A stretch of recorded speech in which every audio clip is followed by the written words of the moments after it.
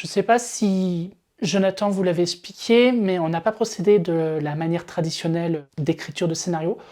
Ça a surtout consisté, tout d'abord avec le projet Léa, à regarder une soixantaine de films puis de séries et de noter vraiment les extraits ou les instants qui nous faisaient vraiment peur. Et de ces extraits ont été compilés une sorte de storyboard vidéo qui a pas mal guidé à la fois dans l'écriture des futures séquences et à la fois qui servait de canevas pour définir l'atmosphère du film. À part ça, j'avais été appelé également en renfort sur tout ce qui était maquillage à 2-3 jours du début du tournage pour aider pour la prise d'empreintes, pour les masques. Et les 2 premiers jours, lorsque c'était les séquences dans l'appartement pour les scènes de la chambre, j'ai fait le script.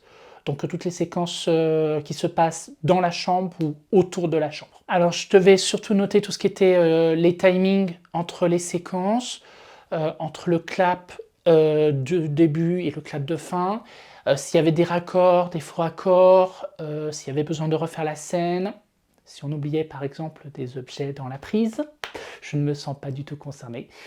Et puis respecter une sorte de continuité par rapport à d'une séquence à l'autre. Par exemple, il fallait attendre que la créature soit maquillée, costumée également. Donc on a commencé par pas mal de séquences, par exemple de Olga dans le lit. Je pense par exemple à la scène quand elle devait régler sa caméra, ce genre de scène. Et on a fini par toutes les séquences avec la créature en fin de journée. Et dans la deuxième moitié du temps, c'était surtout pour du rattrapage parce qu'on s'était rendu compte que le temps était un peu juste au niveau du planning pour le premier jour de tournage.